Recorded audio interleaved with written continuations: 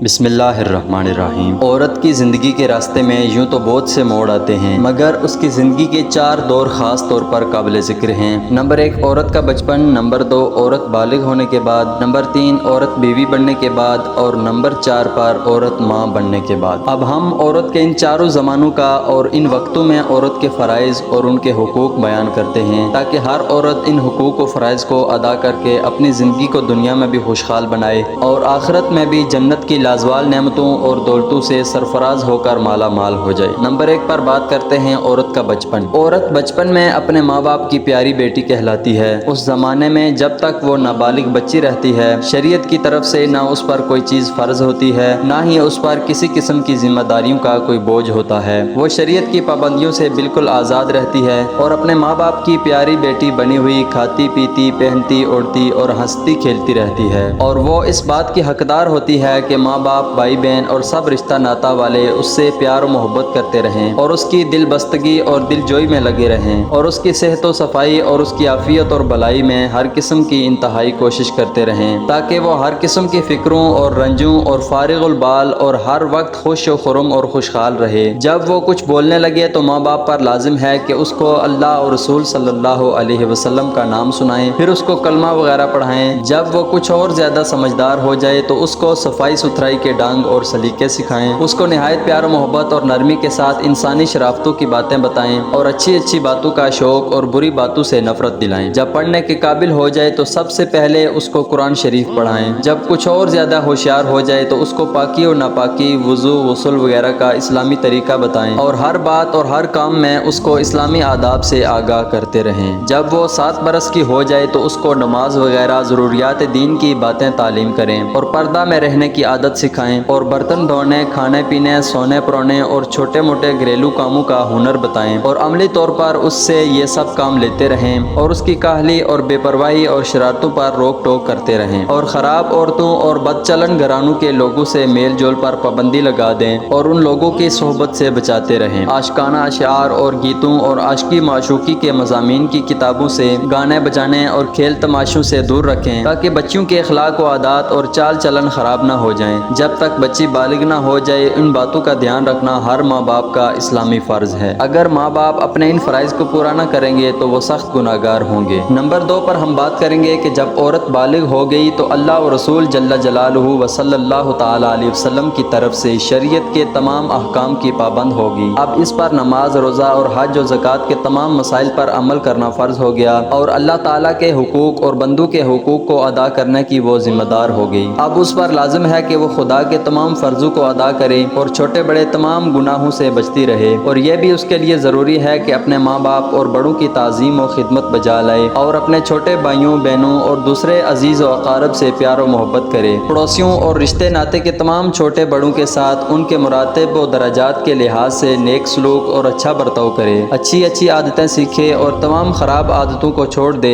اور اپنی زندگی کو پورے طور پر اسلامی ڈھانچے میں ڈال کر سچی پکی پابند شریعت اور ایمان والی عورت بن جائے، اور اس کے ساتھ ساتھ محنت و مشقت اور صبر و رضا کی عادت ڈالے۔ مختصر یہ کہ شادی کے بعد اپنے اوپر آنے والی تمام گھریلو ذمہ داریوں کی معلومات حاصل کرتی رہے کہ شوہر والی عورت کو کس طرح اپنے شوہر کے ساتھ نباہ کرنا اور اپنا گھر سنبھالنا چاہیے۔ وہ اپنی ماں اور بڑی بوڑھی عورتوں سے پوچھ کر اس کا ڈنگ اور سلیقہ سیکھے اور اپنے رہن سہن اور چال چلن کو اس طرح سدھارے اور سنوارے کہ نہ شریعت میں گناہ گار ٹھہرے، نہ برادری و سماج میں کوئی اس کو تانا مار سکے۔ کھانے پینے، پہننے اوڑھنے، سونے جاگنے، بات چیت، غرض ہر کام ہر بات میں جہاں تک ہو سکے خود تکلیف اٹھائے مگر گھر والوں کو آرام و راحت پہنچائے۔ بغیر ماں باپ کی اجازت کے نہ کوئی سامان اپنے استعمال میں لائے، نہ گھر کا ایک پیسہ یا ایک دانہ ماں باپ کی اجازت کے بغیر خرچ کرے، نہ بغیر ماں باپ سے پوچھے کسی کے گھر یا ادھر ادھر جائے۔ غرض ہر کام ہر بات میں ماں باپ کی اجازت اور رضامندی کو اپنے لیے ضروری سمجھے۔ کھانے پینے، سینے پرونے، اپنے بدن، اپنے کپڑے اور مکان و سامان کی صفائی، غرض یہ کہ سب گھریلو کام دھندوں کا ڈنگ سیکھ لے اور اس کی عملی عادت ڈال لے، تاکہ شادی کے بعد اپنے سسرال میں نیک نامی کے ساتھ زندگی بسر کر سکے اور میکے والوں اور سسرال والوں کے دونوں گھر کی چہتی اور پیاری بنی رہے۔ پردہ کا خاص طور پر خیال اور دھیان رکھے، غیر محرم مردوں اور لڑکوں کے سامنے آنے جانے، تاک جھانک اور ہنسی مذاق سے انتہائی پرہیز رکھے۔ عاشقانہ اشعار، اخلاق کو خراب کرنے والی کتابیں اور رسائل و اخبارات کو ہرگز نہ دیکھے۔ بد کردار اور بے حیا عورتوں سے بھی پردہ کرے اور ہرگز کسی سے میل جول نہ رکھے، کھیل تماشوں سے دور رہے اور مذہبی کتابیں خصوصاً سیرت المصطفیٰ اور سیرت رسول، عربی تمہید، ایمان اور میلاد شریف کی کتابیں مثلاً زینت المیلاد وغیرہ تمام علماء اہل سنت کی تصنیفات پڑھتی رہے، فرض عبادتوں کے ساتھ نفلی عبادتیں بھی کرتی رہے،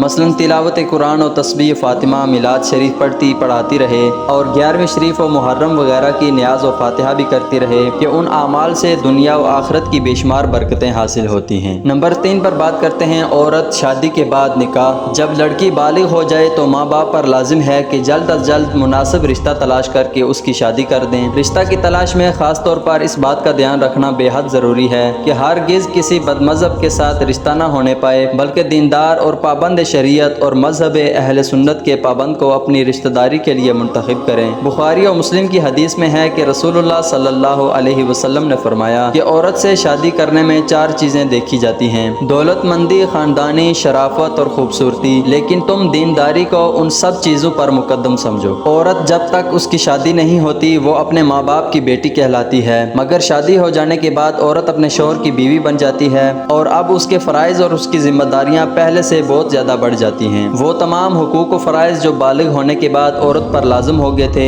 اب ان کے علاوہ شوہر کے حقوق کا بھی بہت بڑا بوجھ عورت کے سر پر آ جاتا ہے، جس کا ادا کرنا ہر عورت کے لیے بہت ہی بڑا فریضہ ہے۔ یاد رکھو کہ شوہر کے حقوق کو اگر عورت نہ ادا کرے گی تو اس کی دنیاوی زندگی تباہ و برباد ہو جائے گی اور آخرت میں وہ دوزخ کی بھڑکتی ہوئی آگ میں جلتی رہے گی اور اس کی قبر میں سانپ بچھو وغیرہ اس کو ڈستے رہیں گے اور دونوں جہاں میں ذلیل و خوار اور طرح طرح کے عذاب میں گرفتار رہے گی۔ اس لیے شریعت کے حکم کے مطابق ہر عورت پر فرض ہے کہ وہ اپنے شوہر کے حقوق کو ادا کرتی رہے اور عمر بھر اپنے شوہر کی فرما برداری اور خدمت گزاری کرتی رہے۔ نمبر 4 پر بات کرتے ہیں عورت ماں بن جانے کے بعد۔ عورت جب صاحب اولاد اور بچوں کی ماں بن جائے تو اس پر مزید ذمہ داریوں کا بوجھ بڑھ جاتا ہے، کیونکہ شوہر اور والدین وغیرہ کے حقوق کے علاوہ بچوں کے حقوق بھی عورت کے سر پر سوار ہو جاتے ہیں، جن کو ادا کرنا ہر ماں کا فرض منصبی ہے۔ جو ماں اپنے بچوں کا حق ادا نہ کرے گی یقیناً وہ شریعت کے نزدیک بہت بڑی گناہگار اور سماج کی نظروں میں ذلیل و خوار ٹھہرے گی۔ اللہ تعالی ہم سب کا حامی و ناصر ہو، آمین بجاہ النبی الامین۔